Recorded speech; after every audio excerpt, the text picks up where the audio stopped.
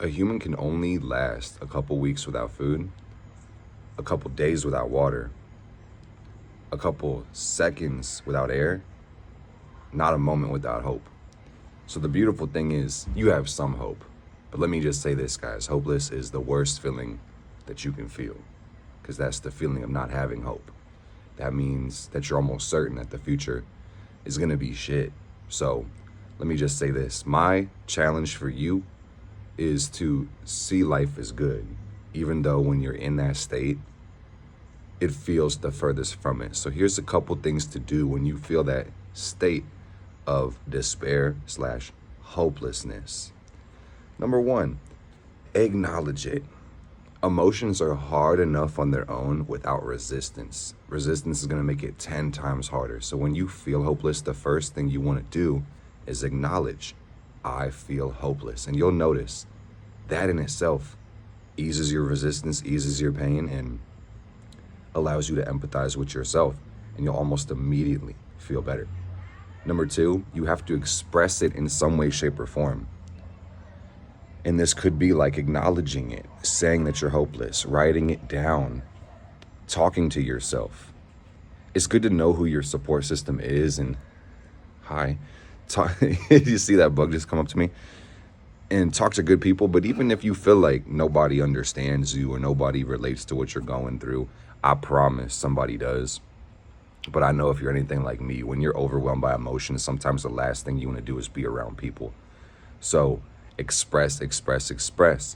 Take a pen to paper, or take the phone you're watching this on or the computer and open up the notes app and start dumping it.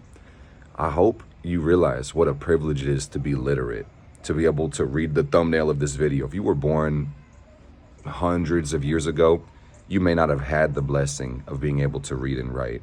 So you can use this to your advantage and get that shit out of your mind, get it off your chest.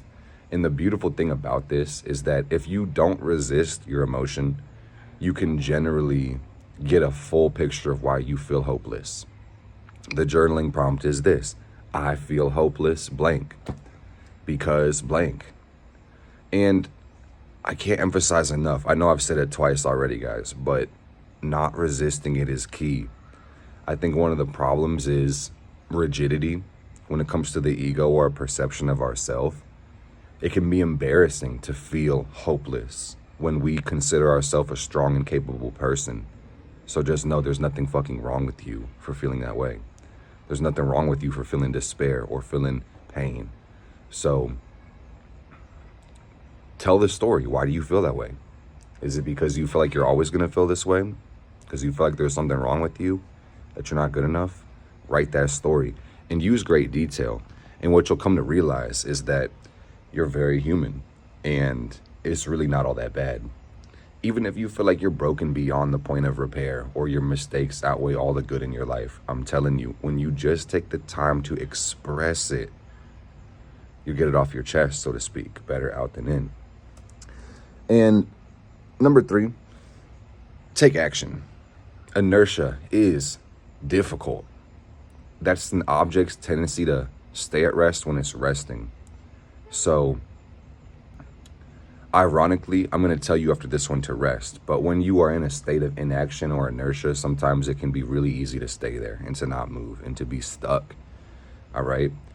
And then the hopelessness begets more hopelessness. So sometimes the best thing you can do when you feel hopeless is just roll out of bed, sit up straight, take your ass in the shower, drink some water, eat something. Small acts will get your energy moving again and you'll feel amazing. I strongly encourage light exercise. If you've got the energy to put a full workout in, cool. But if not, chances are you might not. Be gentle with yourself. Just move a little bit. Even if all you do is lift your hands above your head, I'm telling you, you'll move the energy around, because psychosomatics, in other words, mind over matter, but matter under mind. So by changing the way your body is moving, you can change the way that your whole mind is working. And if you're hopeless, pay attention to the way your body is sitting. Are your shoulders rounded? Is your back slouched? You may want to consider opening up your body just a little bit and seeing if that helps you out. And like I said, number 4 could be interchangeable with number 3 is rest. Sometimes you do need to take some time to decompress and let things fall into place. And I'm talking physical rest, but mental rest, and give yourself permission just to be in the present moment and to wander, to daydream, to be on that blank canvas and screen and not be preoccupied with the day-to-day thoughts, but especially the thoughts of the past, okay? And then number 5, I strongly recommend that you have goals. And this could be as simple as brushing your teeth, getting out of bed. Without a target, we don't want to shoot. So I need you to understand that the future is always better than the past. When you feel hopeless, you're almost certain that the future holds nothing but a guarantee of pain. So I just need you to remember, if you take only one thing from this video, the future is always better than the past. It has to get better. It literally has to. It always gets better. So think about what would make you happy. Your goals are for you, man. So ultimately, don't let anybody police them, and write down what's going to make you happy or bring you joy. And then when I say take action, you're going to want to do the things that make you happy, that bring you some form of fulfillment. And for those that haven't found quote unquote purpose yet, that's awesome, because it's on the way. But if that's the case, don't sweat it and just do things today that make you feel better. And this could be like cooking yourself a meal or taking a walk, or like I said, that light exercise will actually help you by giving you natural endorphins. And then this is number 6. This is my bonus point, and I strongly emphasize, do not assume the identity of a victim.